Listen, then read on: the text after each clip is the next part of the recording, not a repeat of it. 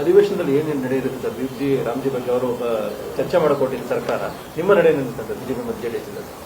ನಾವು ಈಗಾಗಲೇ ಇದರ ಅವಶ್ಯಕತೆ ಇರಲಿಲ್ಲ ಅಂತ ಹೇಳಿದ್ದೀವಿ. ನಾವು ಕೇಂದ್ರ ಸರ್ಕಾರ ಸ್ಪಷ್ಟ ಮಾಡಿದೆ, ಪಾರ್ಲಿಮೆಂಟ್ ಅಲ್ಲೂ ಸ್ಪಷ್ಟ ಮಾಡಿದ್ದಾರೆ.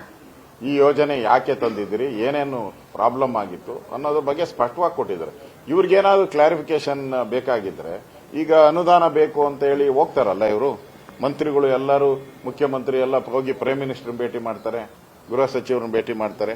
ಹಾಗೆ ಭೇಟಿ ಮಾಡಬಹುದಾಯಿತು. ಅದಕ್ಕೋಸ್ಕರ ಜನಗಳ ದುಡ್ಡನ್ನ ಖರ್ಚು ಮಾಡಿ ಅಧಿವೇಶನ ಕರೆದು ಒಂದು ನಿರ್ಣಯ ಮಂಡನೆ ಮಾಡಿ ಕೇಂದ್ರಕ್ಕೆ ಕಳಿಸುವಂತ ಅವಶ್ಯಕತೆ ಏನಿತ್ತು?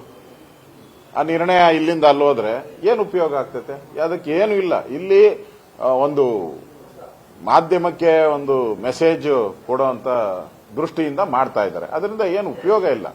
ಸಂವಿಧಾನದತ್ತವಾಗಿ ಕೇಂದ್ರ ಸರ್ಕಾರಕ್ಕೆ ಯೋಜನೆಗಳನ್ನ ಮಾಡುವಂತ ಅಧಿಕಾರ ಸಂವಿಧಾನದತ್ತವಾಗಿ ಇದೆ. ಅದನ್ನ ಮಾಡ್ತಾ ಇದ್ದಾರೆ. ಈಗ ಸಿದ್ದರಾಮಯ್ಯನವರು ರಾಜ್ಯದಲ್ಲಿ ಹಲವಾರು ಯೋಜನೆಗಳನ್ನ ತಂದಿದ್ದಾರಪ್ಪ. ಆ ಯೋಜನೆಗಳ ನಾವು ಏನಾನ ಖಂಡನ ನಿರ್ಣಯ ಮಂಡನೆ ಮಾಡಿದ್ದೀರಾ? ನಾವು ಈಗ 5 ಗ್ಯಾರಂಟಿ ತಂದ್ರಪ್ಪ, ನಾವೇನಾನ ಖಂಡನ ನಿರ್ಣಯ ಮಂಡನೆ ಮಾಡಿದ್ರ? ಏನು ಇಲ್ಲಲ್ಲ. ಹಾಗೆ ಕೇಂದ್ರ ಸರ್ಕಾರ ಅದರದೇ ಆದಂತ ನೀತಿ ನಿಯಮಗಳಿದೆ, ಅದ್ರ ಪ್ರಕಾರ ಮಾಡ್ತಾರೆ. ರಾಜ್ಯ ಸರ್ಕಾರ ಅವ್ರಿಗೇನು ಒಳಿತು ಅಂತ ಅನ್ಸುತ್ತೋ ಅವ್ರು ಮಾಡ್ತಾರೆ. ಅದರಿಂದ ಇದರಲ್ಲಿ ರಾಜಕೀಯ ಮಾಡೋದನ್ನ ಬಿಡಬೇಕು ಕಾಂಗ್ರೆಸ್ ಅವರು. ಇದರಲ್ಲಿ ರಾಜಕಾರಣ ಮಾಡ್ತಾ ಇದ್ದಾರೆ. ಇದು ತಪ್ಪು.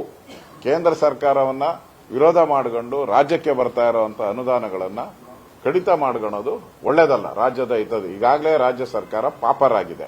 ಹಣ ಇಲ್ಲ, ಸಂಬಳ ಕೊಡೋಕ್ಕೂ ಹಣ ಇಲ್ಲದೆ ಅಂತ ಪರಿಸ್ಥಿತಿ. ಆತ್ಮಹತ್ಯೆಗಳು ಆಗ್ತಾ ಇದೆ. ಅಧಿಕಾರಿಗಳು ಆತ್ಮಹತ್ಯೆಗಳನ್ನು ಮಾಡ್ತಾ ಇದ್ದಾರೆ. ಯಾವುದೇ ಇಲಾಖೆಗಳಿಗೂ ಹಣ ಸರಿಯಾಗಿ ಬಿಡುಗಡೆ ಆಗ್ತಾ ಇಲ್ಲ. ಎಲ್ಲ ಇಲಾಖೆಗಳಲ್ಲೂ 30% ಅನುದಾನವನ್ನ ಕಟ್ ಮಾಡಿದ್ದಾರೆ. ಎಲ್ಲ ಇಲಾಖೆಯಲ್ಲೂ ಗೊಂದಲ ಇದೆ. ಕಾನೂನು ಸುವ್ಯವಸ್ಥೆ ಅಂತೂ ಹಾಳಾಗಿದೆ. ಆ ಇಲಾಖೆಗೆ ಹಣನೇ ಹೋಗ್ತಾ ಇಲ್ಲ, ಬಿಡುಗಡೆನೇ ಆಗ್ತಾ ಇಲ್ಲ.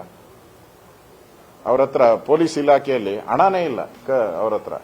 ಮತ್ತೆ ಕಾನೂನು ಸುವ್ಯವಸ್ಥೆ ಎಲ್ಲಿಂದ ಕಾಪಾಡ್ತಾರೆ ಅವರು? ಆ ದೃಷ್ಟಿಯಿಂದ ಇವತ್ತು ರಾಜ್ಯ ಸರ್ಕಾರ ದಿವಾಳಿ ಆಗಿರೋದ್ರಿಂದ ಅವರಿಗೆ 40% ಅನುದಾನವನ್ನ ಕೊಡಕ್ಕೆ ಆಗ್ತಾ ಇಲ್ಲ. ಆ ಗೊಂದಲಕ್ಕೋಸ್ಕರ ಇದನ್ನ ಡೈವರ್ಟ್ ಮಾಡೋಕ್ಕೋಸ್ಕರ ಕರೀತಾ ಇರುವಂತ ವಿಧಾನಸಭಾ ಅಧಿವೇಶನ. ಇದನ್ನು ವಿಧಾನಸಭೆಯಲ್ಲಿ ನಾಳೆ ನಮ್ಮ ಪಕ್ಷದ ಸಭೆ ಇದೆ, ಅಲ್ಲಿ ತೀರ್ಮಾನ ಮಾಡ್ತೀರಿ. ವಿಧಾನಸಭೆಯಲ್ಲಿ ಹೇಗೆ ಹೋರಾಟ ಮಾಡಬೇಕು ಅನ್ನೋದನ್ನ ತೀರ್ಮಾನ ಮಾಡ್ತೀವಿ. ಇದು ಒಳ್ಳೇದಲ್ಲ. ನಾವು ಗವರ್ನರ್ಗೂ ವಿನಂತಿ ಮಾಡ್ತೀರಿ. ನಾವು ಕೇಂದ್ರ ಸರ್ಕಾರವನ್ನ ತೆಗಳಿಕೆ ಮಾಡುವಂತ ಈ ತರದ ಒಂದು ಹೇಳಿಕೆಗಳು ಏನಿದೆ ಅದನ್ನ ತಾವು ದಯವಿಟ್ಟು ಓದಬಾರದು. ಯಾಕೆಂದ್ರೆ ರಾಜ್ಯ ಸರ್ಕಾರ ತಪ್ಪು ದಾರಿಗೆ ಹೋಗ್ತಾ ಇದೆ. ಅದನ್ನ ಕಿವಿ ಹಿಂಡಿ ಬುದ್ಧಿ ಹೇಳುವಂತ ಅಧಿಕಾರ ಗವರ್ನರ್ಗೆ ಇದ್ದೇ ಇದೆ.